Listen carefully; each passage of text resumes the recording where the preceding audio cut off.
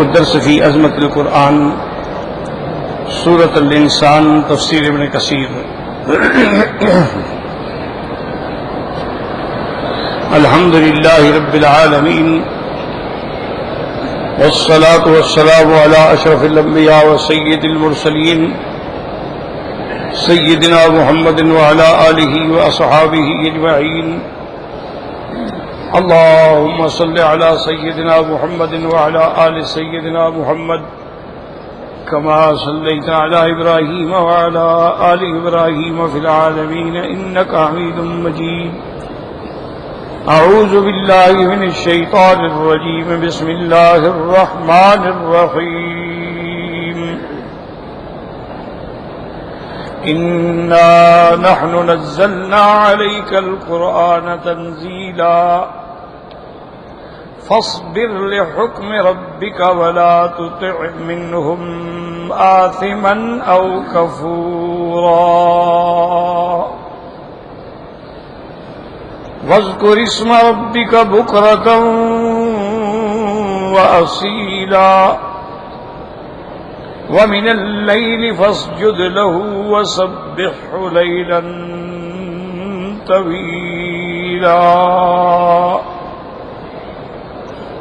إن هؤلاء يحبون العاجلة ويذرون وراءهم يوما ثقيلا نحن خلقناهم وشددنا أسرهم وإذا شئنا بدلنا أمثالهم تبديلا إن هذه تذكرة فمن شاء اتخذ إلى ربه سبيلا وما تشاءون إلا أن يشاء الله إن الله كان عليما حكيما يدخل من يشاء في رحمته والظالمين أعد لهم عذابا علیما. اللہ تبارک و تعالی نے کلام مقدس کی ان آیات مبارکہ میں اور اس سورت مبارکہ میں جو سورت الدہر بھی ہے اور سورت الانسان بھی ہے، سب سے پہلے اس میں اللہ تبارک و تعالی نے تخلیق انسان کے بارے میں ارشاد فرمایا تھا، جیسے آپ پڑھ چکے ہیں کہ حل اتی علی الانسان حین من الدہر، ایک زمانہ انسان پہ ایسا بھی گزرا کہ اس کا لم یکن شیء مذکورا، اس کا کوئی ذکر بھی نہیں. انا خلقنا الانسان من نطفۃ امشاج نبتلیہ، پھر ہم نے انسان کو پیدا کیا دو نطفوں کے ملنے سے، نبتلیہ تاکہ اس کا اختبار ہو، فجعلناہ سمیعا بصیرا، چونکہ اختبار ہے تو اس لیے ہم نے اس کو سننے والا بھی اور دیکھنے والا بھی بنایا. انا ہدیناہ السبیلا، پھر ہم نے اس کو راستے کی ہدایت بھی کر دی، بتلا دیا کہ یہ صراط مستقیم ہے. اب تمہاری مرضی ہے، اما شاکرا و اما کفورا، یا تم شکر گزار بندوں میں بنو یا انکار کرنے والوں میں. تو سب سے پہلا مسئلہ جو تھا وہ تھا تخلیق انسان کا. یاد رکھو کہ تخلیق انسان کے بارے میں فلاسفہ اور حکمائے یونان کا تو یہ عقیدہ ہے کہ انسان جو ہے یہ زمانی قدیم ہے، یعنی بس پہلے سے چلا آ رہا ہے، کیسے آ رہا ہے کوئی پتہ نہیں.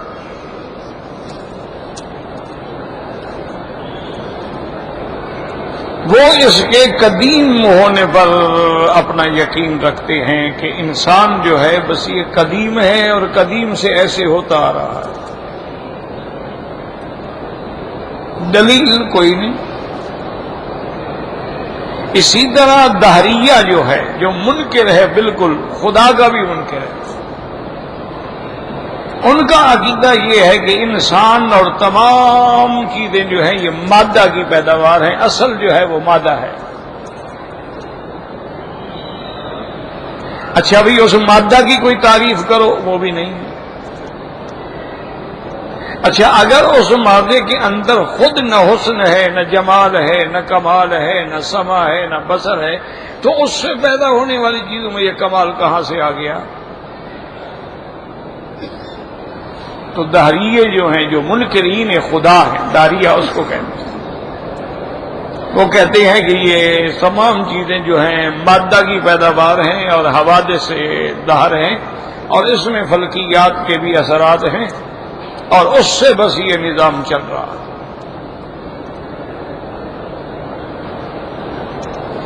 بھائی سب سے پہلے تو تم کہتے ہو کہ ہر چیز مادہ سے بنی ہے، تو یہ تو بتاؤ نا مادہ کس سے بنا ہے؟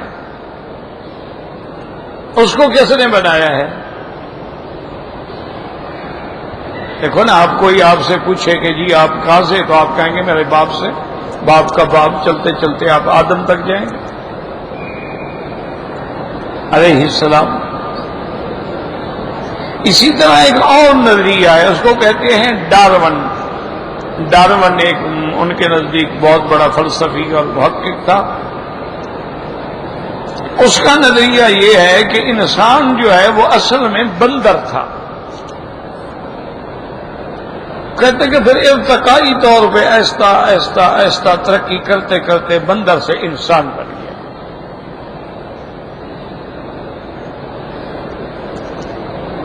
بھئی اگر بندر سے انسان بن گیا تو پھر چیونٹی سے مرغا کیوں نہیں بن گیا؟ اور بھی تو حیوان ہیں نا، صرف بندر سے یہ کام کیوں لیا گیا؟ کتا ہے، خنزیر ہے، حلال جانوں میں بکریاں ہیں، بھیڑیں ہیں، بھینسیں ہیں، گائیں ہیں، دریاؤں میں مچھلیاں، ان سے تو کوئی چیز ارتقا نہیں ہوا۔ صرف بندر نے کیسے ترقی کر لی کہ وہ انسان بن گیا؟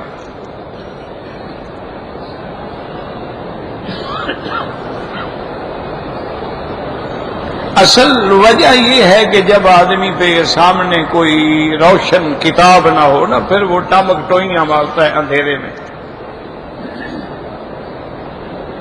اور میں یہ سمجھتا ہوں کہ اصل میں چونکہ یہ دین اسلام کے دشمن ہیں، قرآن کے دشمن ہیں، اور قرآن نے کہا ہے کہ بنو اسرائیل نے جب نافرمانی کی تھی تو اللہ نے ان پہ عذاب بھیجا قردۃ و خنازیر، ان کو بندر اور خنزیر بنا دیا۔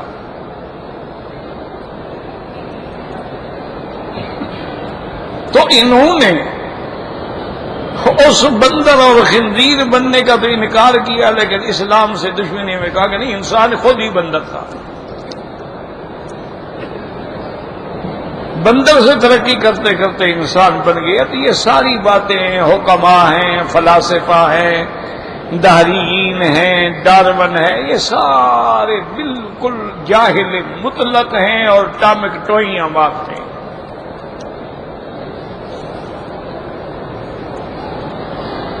یہ تمام جتنی یعنی سائنس والے لوگ ہیں، ان کے اکثر نظریات آپ نے دیکھا بدلتے رہتے ہیں۔ کبھی کہتے ہیں زمین ساکن ہے اور سورج چاند متحرک ہے، کہتے ہیں نہیں، سورج چاند ساکن ہے، زمین متحرک ہے۔ پھر ایک نظریہ لے آئے کہ نہیں، دونوں متحرک ہیں، زمین بھی چل رہی ہے اور شمس و قمر بھی چل رہے ہیں۔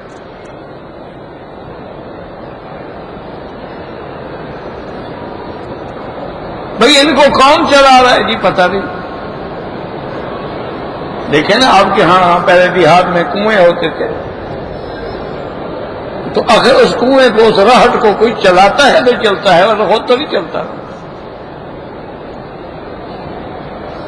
آدمی آتے ہیں، بیل جوتتے ہیں، بیل پھر چکر لگاتا ہے، اس سے پھر راہٹ چلتا ہے، راہٹ کے اوپر لوٹیاں بندھی ہوتی ہیں، ان میں پانی آتا ہے، پانی نالیوں میں جاتا ہے، پھر سیرابی ہوتی، تو کوئی چلانے والی چیز تو ہے نا۔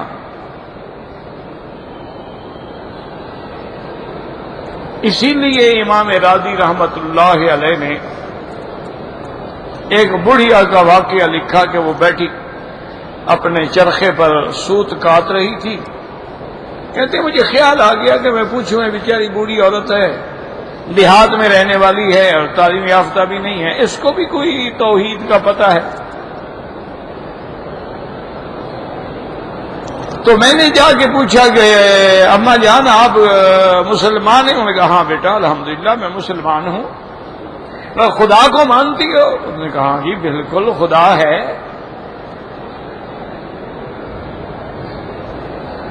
میں نے کہا اماں جان آپ کو یہ کیسے پتا ہے کہ خدا ہے؟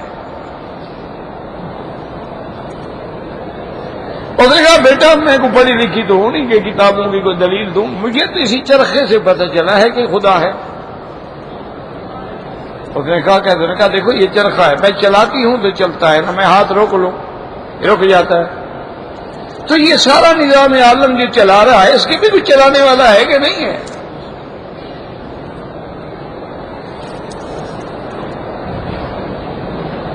راضی اتنا بڑا مفسر ہے، معقولیات کا بھی امام ہے، وہ کہتا ہے میں حیران ہوا، میں خوش ہوا کہ دیکھو ایک بڑھیا ہے لیکن اس کے پاس کیسی مضبوط دلیل ہے، اتنی کسی مولوی کے پاس بھی نہیں ہو سکتی، وہ بھی ادھر ادھر سے کچھ باتیں کرے گا۔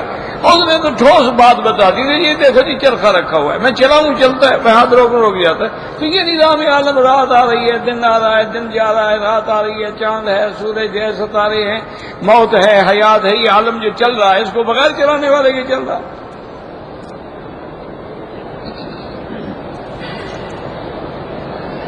امام راضی فرماتے ہیں مجھے خیال ہے، میں نے کہا اچھا اماں یہ بات تو تم نے بالکل ٹھیک کی کہ خدا ہے، لیکن یہ آپ کا کیا عقیدہ ہے؟ خدا ایک ہے دو ہیں؟ کیونکہ بعض گمراہ لوگوں کا یہ بھی عقیدہ ہے نا کہ خدا ایک نہیں دو ہے۔ وہ کہتے ہیں ایک خدا جو ہے وہ بھلائی کے کام بناتا ہے اور ایک شر والے کام بناتا ہے، ایک کا نام یزدہ ہے اور ایک کا نام اہرمن ہے۔ وہ کہتے ہیں ایک خدا، کہتے ہیں اندھیرا بھی وہی بنائے روشنی بھی وہی بنائے۔ تو اس بڑھیا نے کہا، اس نے کہا مولوی صاحب خدا ایک ہے، وحدہ لا شریک ہے۔ میں نے کہا بی بی اس کے وحدہ لا شریک اللہ پر کیا دلیل؟ اس نے کہا یہی چرخہ۔ میں نے کہا بی بی چرخہ کہتے ہیں؟ اس نے کہا دیکھو میں چلانے والی ایک ہوں، اگر ہم دو چلانے والی ہوں، ایک ادھر چلائے ایک ادھر چلائے، چرخہ ٹوٹ جائے گا کہ نہیں ٹوٹ جائے گا؟ ایک کہے چلاؤ دوسری کا نہیں ابھی بند کرو، تو پھر تو نہ رات ہوگی نہ دن ہوگا، نظام ادھر ہم برہم ہو جائے گا۔ جب یہ چھوٹا چرخہ دو سے ہے ٹوٹ جاتا ہے تو اتنا بڑا نظام اگر دو خدا ہوں تو ٹوٹ نہ جائے۔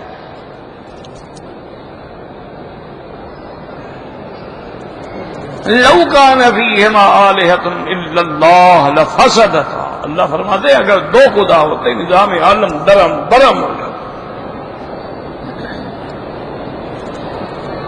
تو اس لیے ہمیشہ یاد رکھیں کہ یہ باطل فرقے جو ہیں ان کے پاس دلائل نہیں ہوتے، یاد رکھو ہمیشہ ان کے پاس اپنے تھیوریز ہوتی ہیں، توہمات ہوتے ہیں، کچھ شبہات ہوتے ہیں، کچھ غلط تخیلات ہوتے ہیں، اس پہ اپنا ایک یہ تھیوری بناتے ہیں اور لوگوں کے سامنے رکھ دیتے ہیں۔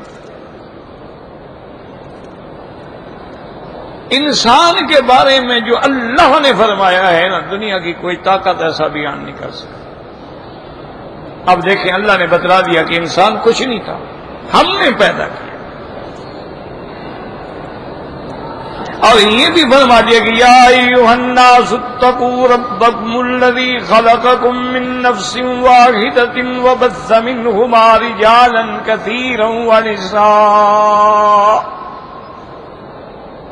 اے لوگو اپنے رب سے ڈرو جس نے ایک نفس سے ساری مخلوق کو پیدا کیا اور پوری دنیا میں مرد عورتیں پھیلا دیے۔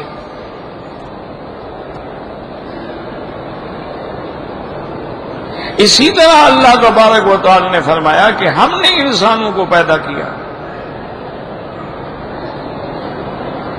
وَجَعَلْنَاكُمْ شُعُوبًا وَقَبَائِلَ لِتَعَارَفُوا، ہم نے پھر تمہارے قبیلے بنائے، یہ فلاں تاکہ تمہاری پہچان ہو سکے۔ اِنَّا خَلَقْنَاكُم مِّن ذَكَرٍ وَأُنثىٰ، ہم نے تمہیں ایک مرد اور ایک عورت سے بنایا۔ وَجَعَلْنَاكُمْ شُعُوبًا، اسی طرح فرمایا مِنْ آیَاتِهِ أَنْ خَلَقَ لَكُم مِّنْ أَنفُسِكُمْ أَزْوَاجًا لِتَسْكُنُوا إِلَيْهَا، میری قدرت کی نشانیاں ہیں کہ ہم نے تمہارے لیے عورت پیدا کی اور تمہاری جنس سے پیدا کی تاکہ تمہیں سکون ملے، اطمینان ملے، راحت ملے۔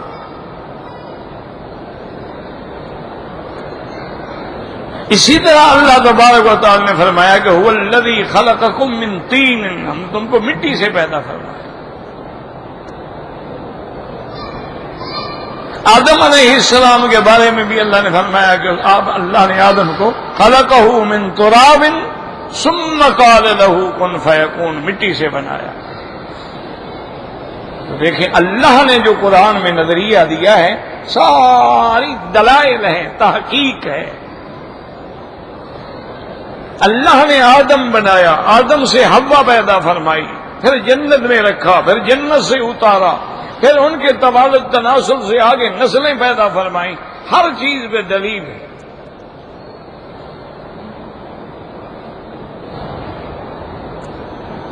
اس لیے سب سے پہلے اس صورت میں اللہ نے تخلیق انسان کا ذکر کیا، اس کے بعد پھر اللہ نے فرمایا تھا شاکرا او کفورا، یا مومن یا کافر، تو پھر ان کے اعمال کے بارے میں ذکر فرمایا کہ جو کافر ہیں ان کے لیے انا اعتدنا للکافرین سلاسل واغلالا وسعیرا، ان کے لیے ہم نے زنجیریں اور طوق اور جہنم کی آگ تیار کر دی۔ اور جو میرے شاکر بندے ہیں، شکر گزار بندے ہیں، عبادت گزار بندے ہیں، ابرار ہیں، ان الابرار یشربون من کاس کان مزاجها کافور، کہ مومن جو ہیں ان کو شراب بھی ملے گی جو پیئیں گے، جام بھرا ہوا، اور اس کی ملونی جو ہے وہ کافور سے ہوگی، اور وہ کافور جنت کا ہوگا۔ اور اسی طرح پھر اللہ نے فرمایا عین یشرب بہا عباد اللہ، ایک ایسی نہر، ایک ایسا چشمہ جس سے اللہ کے بندے پیتے ہوں گے، یفجرونہا تفجیرا، اس کو چلاتے ہوں گے جیسے چاہیں، جدھر چاہیں ادھر نہر کو لے جائیں۔ اور اس کے بعد اللہ تبارک و تعالی نے فرمایا کہ ہم نے ان کے لیے جو یہ مومن بندے ہیں، عباد اللہ ہیں، ان کی نشانی کیا ہے، علامت کیا ہے، ہم کیسے پہچانیں کہ یہ اللہ کا بندہ ہے یا نہیں ہے؟ فرمایا یوفون بالنذر ویخافون یوما کان شرہ مستطیرا، وہ اگر منت مانتے ہیں تو پورا کرتے ہیں۔ تو منت بندہ اپنے اوپر خود لازم کرتا ہے، جو اس کو پورا کرتے ہیں، جو اللہ نے لازم کیا اس کو کیسے پورا نہیں کریں گے؟ مانا یہ ہے کہ وہ ہر عہد پورا کرتے ہیں۔ وَيَخَافُونَ يَوْمًا، اس دن سے ڈرتے ہیں، قیامت والے دن سے، جس کا شر جو ہے تمام پھیلنے والا ہوگا۔ اور ان کی صفت یہ ہے کہ وَيُطْعِمُونَ الطَّعَامَ عَلَىٰ حُبِّهِ، باوجود اس کے کہ ان کو خود بھی طعام کی ضرورت ہے، خواہش ہے، چاہتے ہیں۔ یطعمون الطعام علی حبہ مسکینا ویتیما واسیرا، کبھی مسکین کو کھلاتے ہیں، کبھی یتیم کو کھلاتے ہیں، کبھی قیدیوں کو کھلاتے ہیں۔ اور پھر ان کو کسی غرض سے نہیں، انما نطعمکم لوجہ اللہ، ساتھ زبان حال یہ کہہ رہے ہیں کہ میرا مولا ہم نے ان کو صرف تیری رضا کے لیے کھلایا، لا نرید منہم جزاء ولا شکورا، ہم نہ ان سے کوئی بدلہ مانگتے ہیں، نہ ان سے کوئی شکر گزاری کا تقاضا کرتے ہیں۔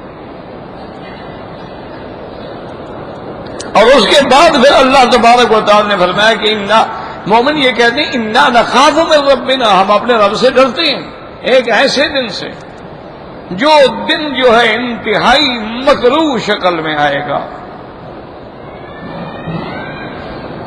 ابوس کہتی ہیں جب چہرے پہ بل ڈالا جائے، اور بعض علماء فرماتے ہیں کہ کم تریرہ کا معنی کہ بہت بڑا طویل دن ہوگا۔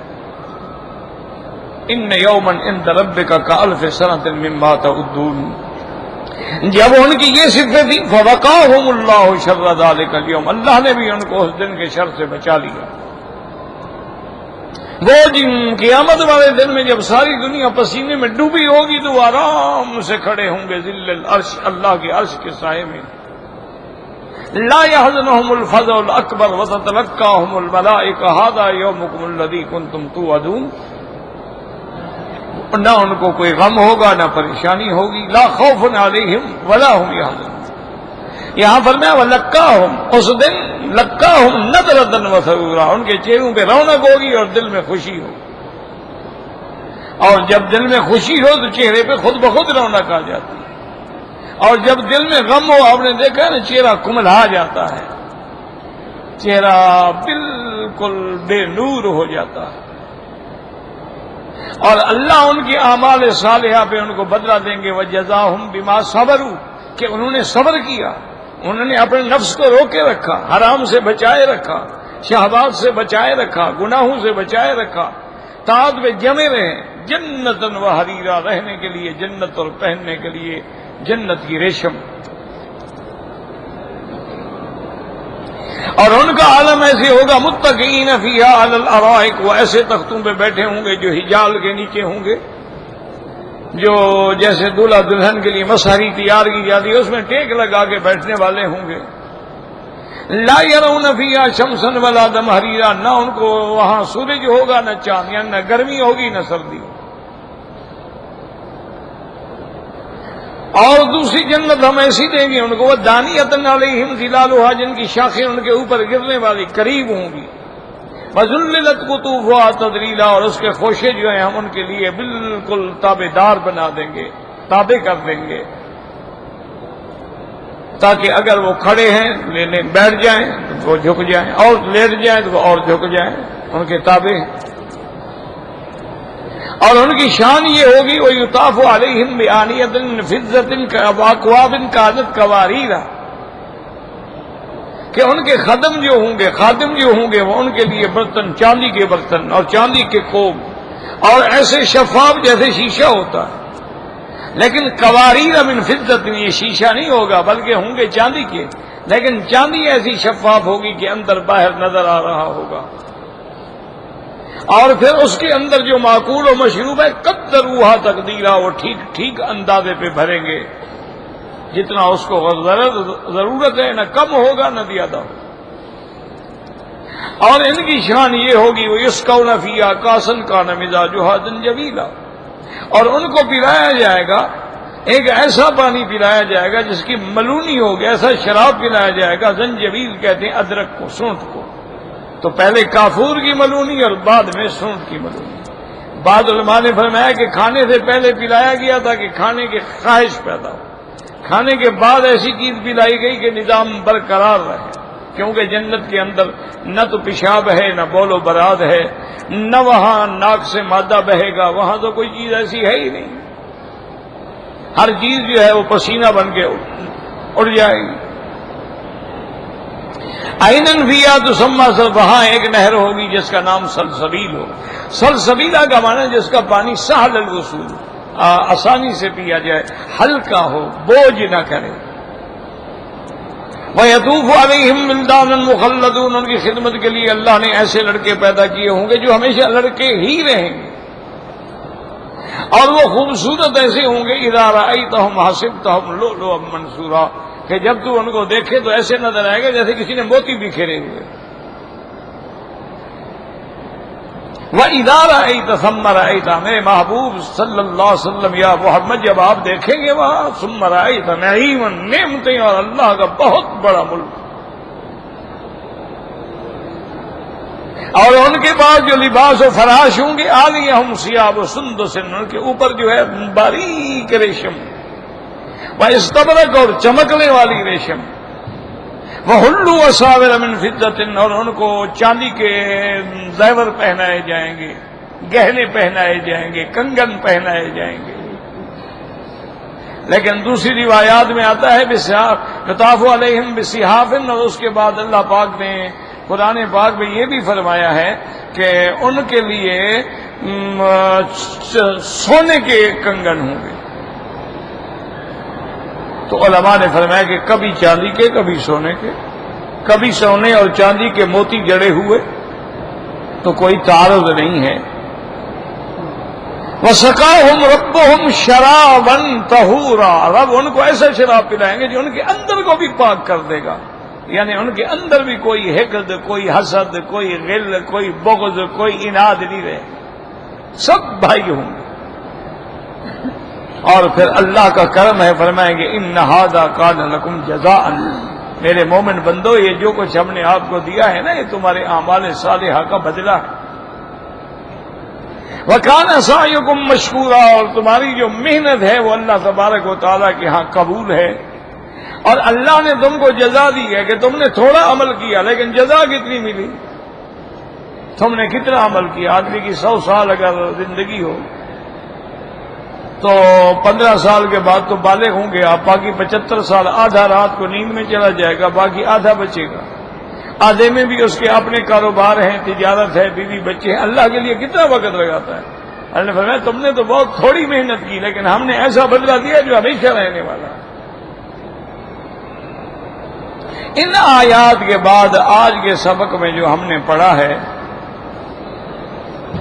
اللہ نے ارشاد فرمایا انا نحن نزلنا علیک القرآن تنزیلا۔ یاد رکھے جہاں جہاں جمع کے صیغے ہوں ورنہ خدا تو وحدہ لا شریک ہے، الہکم الہ واحد۔ اور کہیں فرماتے قل هو اللہ احد اللہ الصمد، اور کہیں فرماتے ہیں لم یتخذ صاحبۃ ولا ولدا۔ لیکن صیغہ کا جمع کے استعمال ہوتے ہیں تو اس کی وجہ یہ ہے کہ یہ جمع تعظیم کے لیے ہوتی ہے۔ جیسے دنیا میں بھی بادشاہ جب لکھتے ہیں یا کہتے ہیں تو یہ نہیں کہتے کہ میں کہتا ہوں، کہتے ہیں ہم کہتے ہیں، مانا جمع تعظیم کے لیے ہوتی ہے۔ اس لیے فرمایا انا نحن نزلنا، قرآن میں لفظ نزلنا بھی ہے اور انزلنا بھی ہے، یاد رکھو۔ الحمدللہ الذی انزل علی عبدہ الکتاب وانزلنا الیک نورا مبینا، اور کہیں فرمایا واتبعوا النور الذی انزل معہ، اور کہیں اللہ تبارک و تعالیٰ فرماتے ہیں نزلنا، یاد رکھو انزل اور نزل میں کیا فرق ہے؟ قرآن کہتا ہے شہر رمضان الذی انزل فیہ القرآن، اور آگے فرماتے ہیں انا انزلناہ فی لیلۃ القدر۔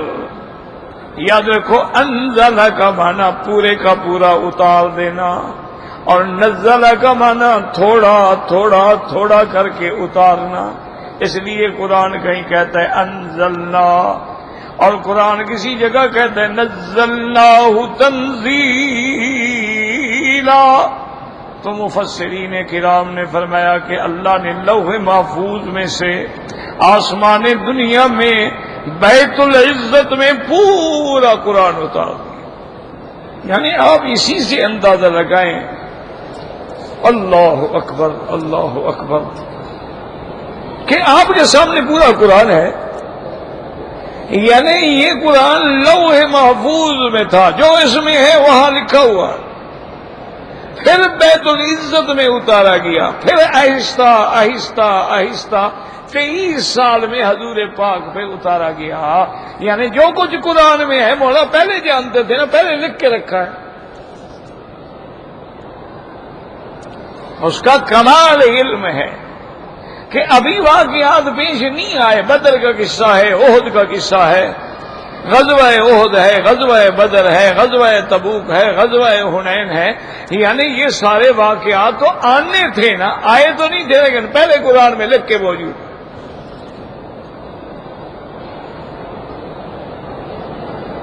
اسی لیے علماء فرماتے ہیں کہ اللہ نے علم ہر مخلوق کو دیا ہے، لیکن علم کامل صرف اسی کا ہے۔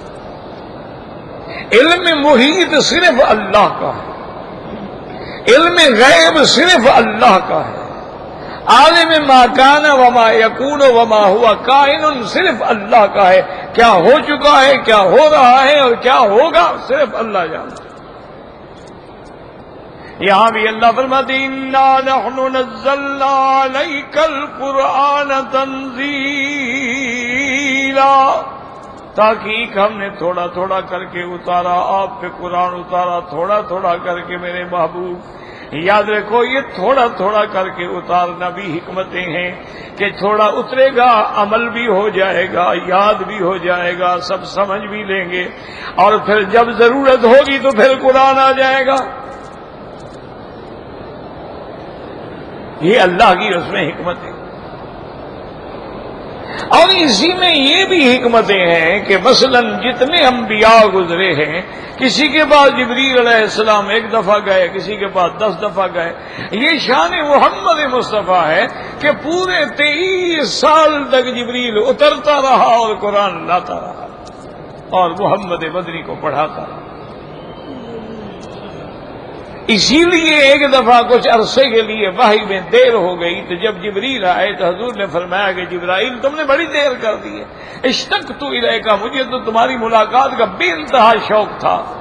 تو جبریل نے عرض کیا وانا اشفق الیک یا رسول اللہ، حضور مجھے تو آپ کے چہرہ دیکھنے کا آپ سے زیادہ شوق ہے، لیکن وما نتنزل الا بامر ربک، جب تک تیرے رب کا حکم نہ ہو ہم اتر تو نہیں سکتے، ہم تو نہیں آ سکتے، اپنا منشا تو نہیں۔ یعنی جس کے چہرہ مبارک کو دیکھنے کے لیے جبریل ترستا ہو، جس کو بیماری اور تکلیف ہو تو جبریل آ کے وظیفہ بتلاتا ہو، جس کا جنگ کا موقع ہو تو جبرائیل سپاہی بن کے کھڑا ہو، جس نے معراج پہ جانا ہو تو جبرائیل براق پکڑ کے کھڑا ہو۔ ایمان سے کہیں اس کی شان کیا ہوگی، اور صحابہ کی کیا شان ہوگی جو روز حضور کو دیکھتے ہوں گے،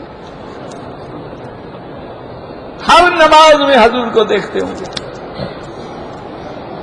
حج میں دیکھتے ہوں گے، عمرے میں دیکھتے ہوں گے، جہاد میں دیکھتے ہوں گے۔ کتنے خوش نصیب ہیں وہ لوگ کہ جس کو دیکھنے کے لیے جبرائیل کی آنکھیں ترستی ہیں۔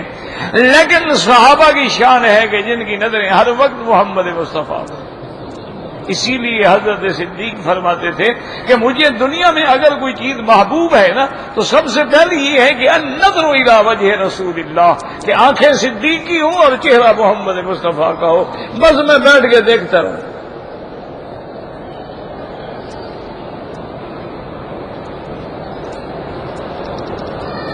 اس لیے اللہ فرماتے ہیں ہم نے آپ پہ قرآن اتارا، اور اس کے بعد فرماتے ہیں پروردگار فاصبر لحکم ربک،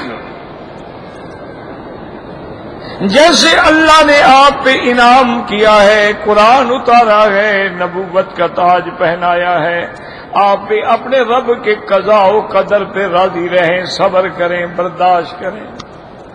میرے محبوب جو تکلیفیں آ رہی ہیں نا میرے راستے میں، پھر شان جو دی ہے تو تکلیف تو آئے گی۔ فاصبر لحکم ربک ولا تطع منهم عاصما او کفورا، اور کافرین منافقین اگر آپ کو ان چیزوں سے روکنا چاہیں جو اللہ نے قرآن میں اتاری ہیں تو آپ ان کی بات ہرگز نہ سنیں۔ عاصم کا معنی ہوتا ہے فاجر، گنہگار، اور اس کے بعد کفورا کا معنی ہے کافر۔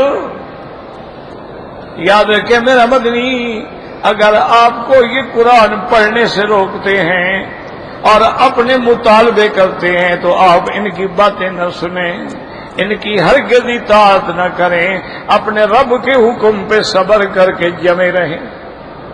آپ کو تکلیف تو ہوگی، اس کا علاج کیا ہے؟ وَاذْكُرِ اسْمَ رَبِّكَ بُكْرَةً وَأَصِيلًا، اس کا علاج یہ ہے میرا مدنی، اپنے رب کا نام صبح و شام پکارا کرو۔ یاد رکھو کہ یہاں بکرتن و اصیلا، صبح و شام، لیکن مراد یہ ہے کہ ہر وقت، صرف صبح و شام نہیں۔ صرف صبح و شام ہو تو پھر تو ظہر کو نماز نہ پڑھیں، یعنی ہم اشراق نہ پڑھیں، ضحیٰ نہ پڑھیں۔ مانا محاورہ ہوتا ہے جیسے للہ المشرق والمغرب، مشرق مغرب اللہ کے لیے ہے تو باقی درمیان میں کس کے لیے ہے؟ شمال جنوب کس کے لیے ہے؟ تو یہ محاورہ ہوتا ہے۔ مانا یہ ہے کہ ہر وقت اپنے رب کے نام کا ذکر کیا کریں، اچھا یاد رکھیں کہ کسی جگہ آتا ہے وَاذْكُرِ اسْمَ رَبِّكَ، اور کسی جگہ آتا ہے وَاذْكُرْ رَبَّكَ فِي نَفْسِكَ، کسی جگہ آتا ہے اپنے رب کا نام. کیا معنی؟ اللہ کے اسماء ہے نا، للہ الاسماء الحسنى، یا اللہ، یا رحمان، یا رحیم، اس کے ناموں سے اللہ کو پکارو. اس کے ناموں کے اندر جو حکمتیں ہیں، جو برکتیں ہیں، جو طاقتیں ہیں، وہ دنیا کی کسی چیز میں نہیں ہیں. اور وہ نام اللہ کے ایسے پیارے ہیں کہ جس نام میں جو معنی مل رہا ہو اسی غرض کے لیے پڑھو تو اکثیر ہے.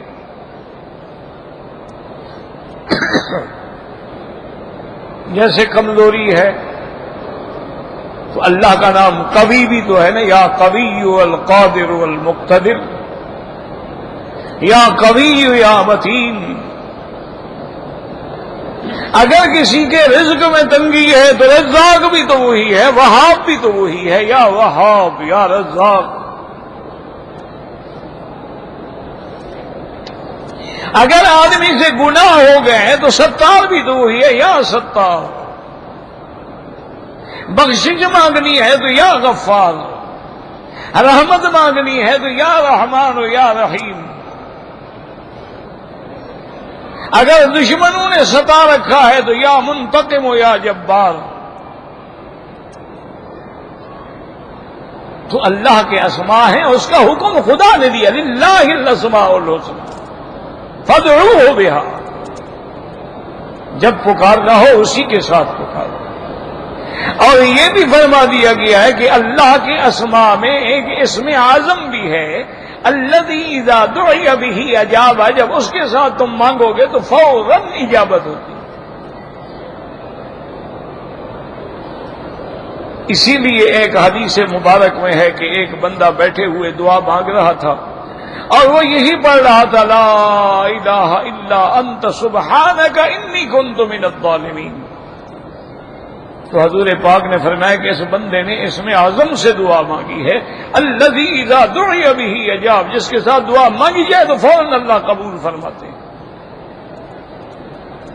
اور بعض علماء فرماتے ہیں کہ اسم اللہ جو ہے یہ اسم ذات ہے، باقی تو صفتیں ہیں نا، رحمان، رحیم، قادر، خالق، رازق. اسم ذات اللہ ہے.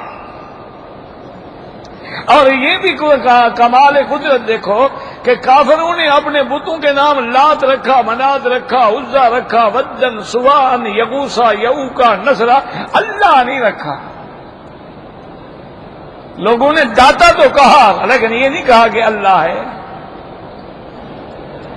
یہ نام اللہ نے ایسے محفوظ رکھا ہے کہ کافر بھی نہیں رکھ سکے. تو اس لیے علماء فرماتے ہیں کہ اسم ذات جو ہے اللہ، یہی اسم اعظم ہے. اسی لیے اولیاء اللہ کہتے ہیں اللہ کے بڑے مزے. جو آئے سو چکھ لے، آؤ تو صحیح نا، پہلے مٹھائی کھائی نہیں، دیکھ رہے ہو دور سے. دور سے دیکھنے تو ذائقہ معلوم نہیں ہوگا نا جی. دور کے دیکھنے سے تو اندازہ نہیں ہوگا کہ جناب یہ میٹھا ہے، یہ کاجو حلوہ ہے، یہ سوہن حلوہ ہے، یہ سون حلوہ ہے، یہ حبشی حلوہ ہے، یہ کیا ہے. تو اسی طرح اللہ کے ذکر میں بھی جب تک آدمی نہیں آتا ذکر کی حلاوت اس کو پتہ ہی نہیں کہ ذکر کیا ہے.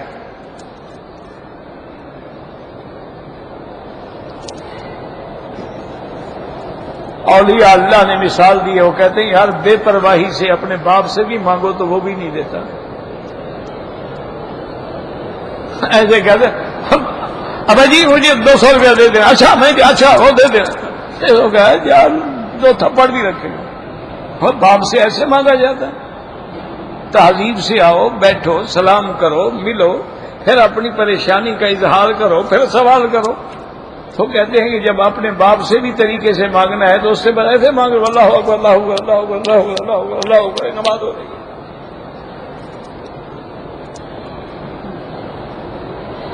یہ تو نماز ہوتی ہی نہیں ہے. تو اب بات سمجھے، کہیں ہے اپنے رب کے نام سے پکارو اور کہیں ہے خود رب کو پکارو. وَاذْكُرْ ربک، جب نام سے پکارتے پکارتے پکارتے ترقی کرتا ہے بندہ تو پھر اس رب کی ذات کے پکارنے پہ پہنچتا ہے. لیکن یہ مدارج ایسے نہیں ملتے، محنت کرو تب ملتے ہیں. اسی لیے اولیاء اللہ کہتے ہیں کہ ہمیں جو بھی ملا ہے نا اسی ذکر سے ملا ہے.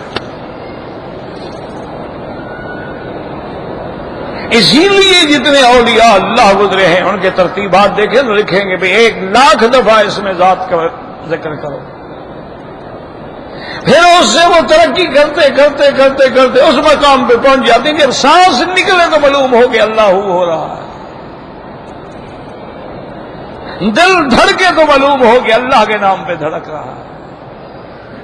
یہ کوئی مشکل نہیں ہے، لیکن تم نے اللہ والوں کی صحبت ہی اختیار نہیں کی. تم مداریوں کے پیچھے پھر رہے ہو، ڈرامہ بازوں کے پیچھے پھر رہے ہو.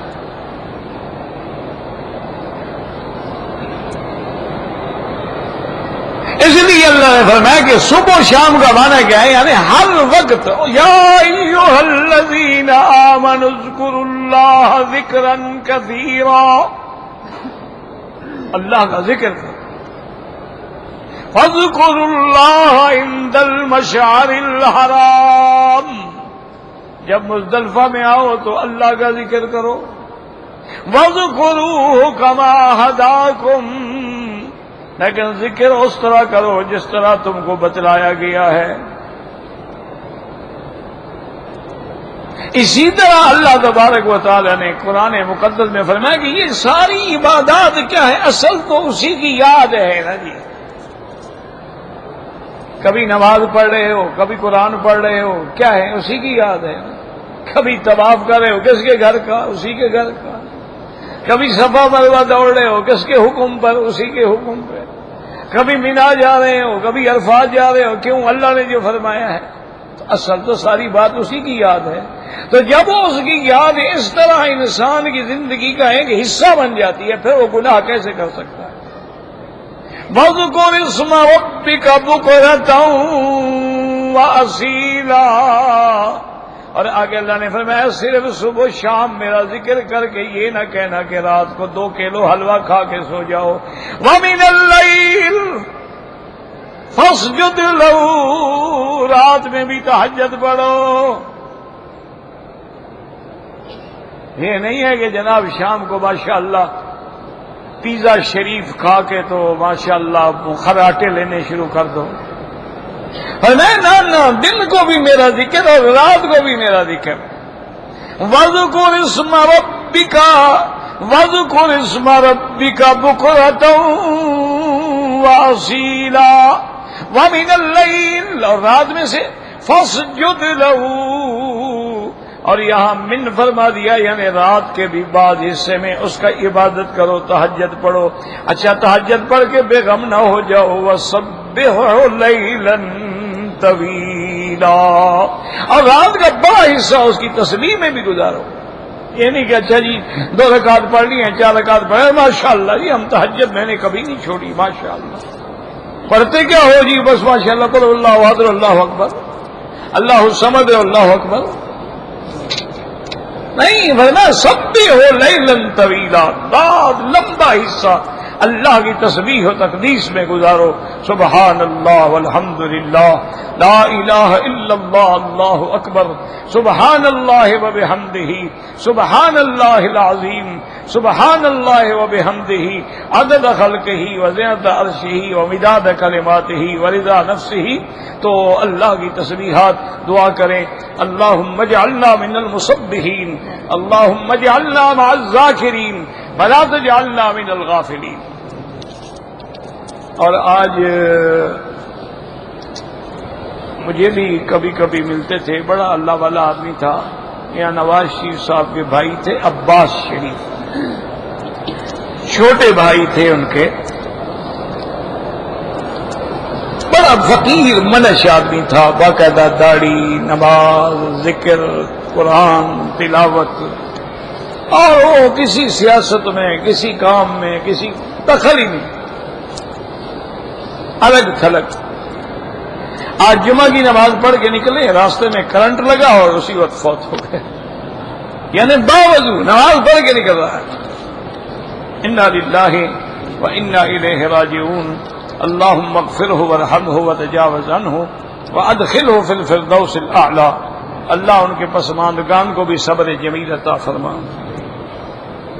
میرے خاوند کا کل ہفتے کو دل کا آپریشن ہے، اللہ کامیاب فرمائے، اللہ شفا عطا فرمائے.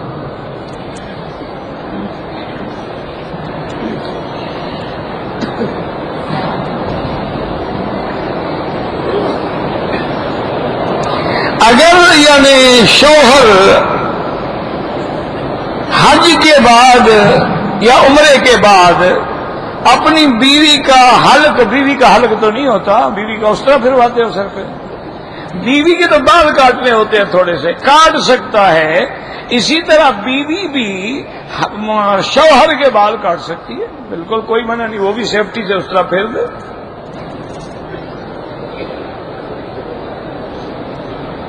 کہتے جی کہ جب عمرہ ہم نے کر لیا ہے، عمرے کے بعد مکے میں ہم ٹھہرے ہوئے ہیں، تو کیا بیوی حلال ہے؟ اچھا عمرہ کیا کہ بیوی بھی حرام ہو گئی؟ یہ اچھا جان چھڑانے کا طریقہ ہے بیوی سے. بھائی بیوی ہے، عمرہ کیا، سر سے بال کٹوائے، فارغ ہو گئے، بیوی حلال ہے.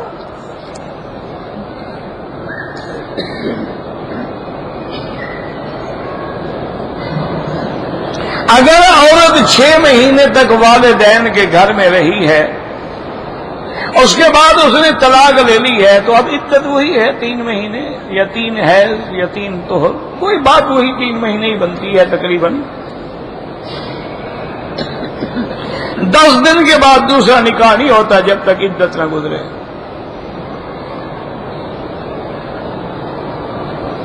ہاں ایک عورت ہوتی ہے غیر مدخولہ، یعنی آدمی کا نکاح تو ہوا ہے لیکن میاں بیوی ملے نہیں ہیں، تو اس کو اگر طلاق ہو جائے اس کے لیے کوئی عدت نہیں. اگر دن میں 5 طواف کرے چاہے 100 کرو، ہر طواف کے بعد 2 رکعت پڑھنا ضروری ہے. رکن یمانی کو ہاتھ لگانا ہے، بوسہ نہیں دینا ہے. حتیم کے اندر لوگ بیٹھ کے موبائل پہ گپ شپ لڑاتے ہیں، اللہ ہدایت دے کے کعبے کے اندر بیٹھ کے بھی حیا نہیں آ رہا. حتیم تو کعبے کے اندر کا حصہ ہے. انا للہ و انا، یہ بڑے بہادر لوگ ہیں بھائی. طواف میں موبائل ہے، حتیم میں موبائل ہے، صفا مروہ میں موبائل ہے، حضور کے ریاض الجنہ میں یعنی جہاں اونچی آواز بنے وہاں بھی موبائل، ہیلو ہیلو ہیلو چیخ رہے ہیں، اور اس میں موسیقی بھری ہوئی ہے، گانے بھرے ہوئے ہیں. پتہ نہیں کیسے لعنتی لوگ ہیں. بھئی تمہیں محمد مدنی کے روضے کا بھی حیا نہیں یار، تم کیسے انسان ہو؟ جہاں حکم ہے، علماء نے لکھا ہے کہ صلاۃ و سلام پڑھنے جا رہے ہو، اتنے ادب سے پاؤں رکھو کہ تیرے پاؤں کی آواز پیدا نہ ہو. یہ تو اتنا نازک مقام ہے. با خدا دیوانہ باشی با محمد ہوشیار. اللہ اپنے دشمنوں کو تو بخش دیتا ہے، محمد مدنی کے گستاخ کو کبھی نہیں بخشتا.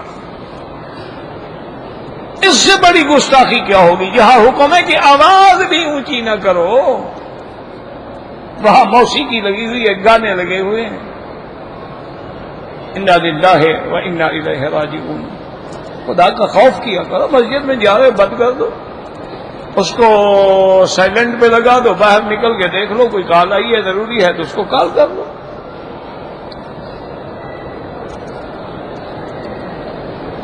عمرہ حج کرنے کے بعد دوسرے شخص کا حل کر سکتا ہے، بالکل کر سکتا ہے. کیوں نہیں کر سکتا؟ ایک دوسرے کا بھی کر سکتے ہیں. ایک عمرے کے بعد دوسرا عمرہ کریں، پھر بھی اس طرح پھروانا پڑے گا، بال چاہے نہ بھی ہو. ورنہ بہتر یہ ہوتا ہے کچھ دن ٹھہر جائے تاکہ بال نکل آئے.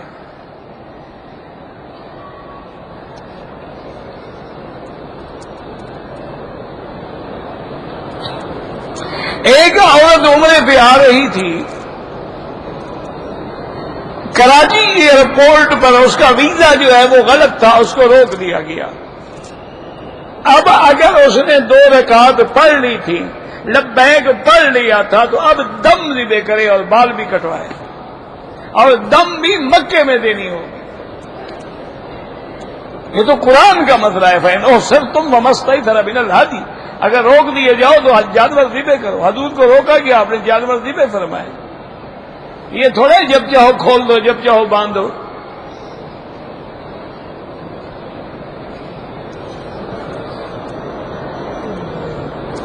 یار دلیپ کمار آیا عمرہ کیا بال نہیں کٹا, میں کیا کروں, میرا کوئی چاچا لگتا ہے, تم جا کے اس کو ملو, کیوں نہیں کٹایا جناب, ہے کیا کروں. عجیب بات کی, یعنی یہ بھی کوئی مسئلہ ہے جو میرے ساتھ تعلق رکھتا ہے. اللہ ہدایت دے اس کو. حضرت علی مکے میں پیدا ہوئے, ہنڈی کا کاروبار کرتا ہے, اس کے پیچھے نماز, ہاں نماز ہو جاتی ہے, نماز تو ہر فاجر کے پیچھے ہو جاتی ہے.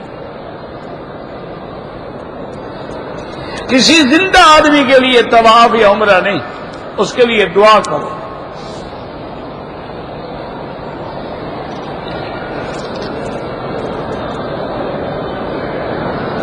اگر جمعہ کے خطبے میں امام دعا فرما رہے ہیں, ہاتھ نہیں اٹھانا اور نہ آمین کہنا ہے, خاموش رہنا ہے.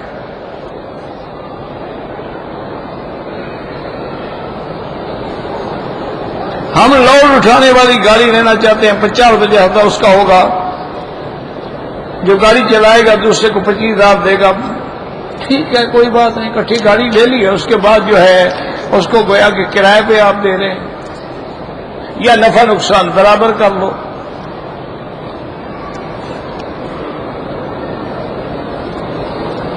ہم کو معلوم نہیں ہوتے اس لیے پوچھتے ہیں. جو بھی کافروں کے خلاف لڑ رہا ہے وہ جہاد ہے, مسلمانوں کو مارنا فساد ہے.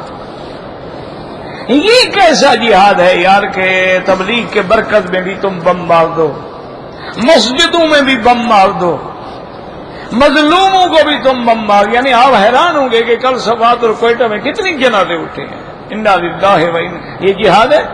کون کہتے ہیں جہاد ہے؟ جہاد کافروں سے لڑو, یہودیوں سے لڑو. ٹوپی کے بغیر نماز ہو جاتی ہے, اگر اللہ نے کپڑا نہیں دیا تو ہو جاتی ہے. یہ مسئلہ کہیں نہیں کہ ہو تو نہ پہنو, یہ مسئلہ کسی کتاب میں نہیں ہے.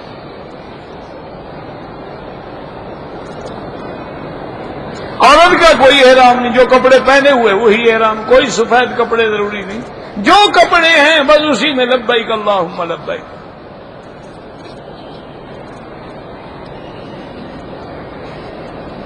اگر ایک آدمی نے عمرہ کرنے کے بعد احرام کھول دیا, حلق 10-15 منٹ کے بعد کرا, کوئی حل نہیں.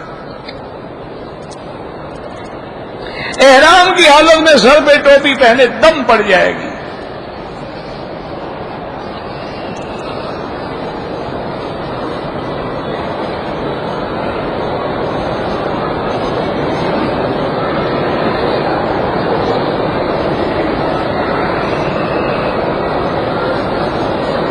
پیسے دیتا تھا اس کا پتہ نہیں تو کسی اور فقیر کو دینا شروع کر دو. یار یہ کون سا ایسا مسئلہ ہے؟ ایک آدمی کو دیتے تھے, آپ اللہ عالم مر گیا, مل نہیں رہا, کسی اور مستحق کو دینا شروع کر دو. کلمہ میں کتنے فرض, کلمے میں تو فرض نہیں ہوتے, کلمہ خود فرض ہے.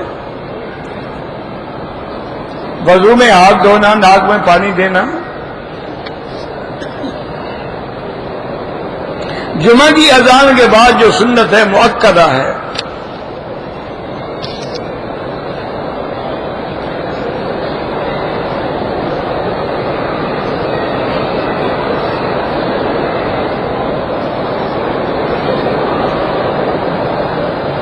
میں گاڑی دیکھتا ہوں تو لکھا ہوتا ہے آئی ایم ویری کول, تو میں کیا کروں, جا کے مٹانا شروع کروں. جا کے تمہیں کیا تکلیف ہوگا, میں ٹھنڈا آدمی ہوں, تمہیں تکلیف کیا ہے؟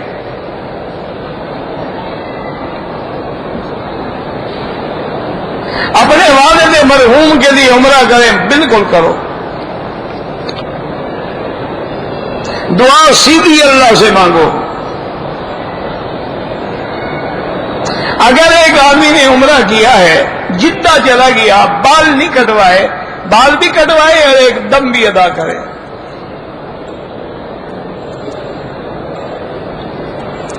کسی آدمی کا نعوذ باللہ کسی سے غلط تعلق تھا, اس کی بیٹی سے اپنی اولاد کی شادی نہ کریں. نعوذ باللہ ساری زندگی کیا رہے گا کہ اس کو تم اپنی بیٹی سے شادی کروا رہے ہو. گو بعض فقہا کہتے ہیں حرج کوئی نہیں، کیونکہ زنا سے نسب ثابت نہیں ہوتا، لیکن احتیاط اسی میں ہے کہ بالکل نہ کرو۔ دوسرے کے لیے کوئی طواف نہیں۔ وطر، صلاۃ وطر جو ہے احناف کے نزدیک واجب ہے۔ امام کے پیچھے نماز پڑھے تو مقتدی کا وظیفہ خاموش رہنا ہے۔ واللہ اعلم۔ ربنا تقبل منا انک انت السمیع العلیم، تب علینا انک انت التواب الرحیم۔ اللهم اشفنا واشف مرضانا وارحم موتانا واستجب دعاءنا ولا تخيب رجاءنا برحمتك يا ارحم الراحمين يا ارحم الراحمين۔ اللهم فرج هم المهمومين، نفس كرب المكروبين، واقض الدين عن المدينين، واشفنا واشف مرضانا ومرضى المسلمين، واشفنا واشف مرضانا ومرضى المسلمين، واشفنا واشف مرضانا ومرضى المسلمين۔ اللهم انصر الإسلام والمسلمين، اللهم انصر المجاهدين، اللهم احفظ سائر بلاد المسلمين وهذا البلد الأمين، فاجعلها آمنا مطمئنا سخاء رخاء إلى يوم الدين برحمتك يا أرحم الراحمين۔ صلى الله تعالى على خير خلقه سيدنا محمد وعلى آله وأصحابه أجمعين۔ اللهم صل على سيدنا محمد وعلى آل سيدنا محمد وبارك وسلم۔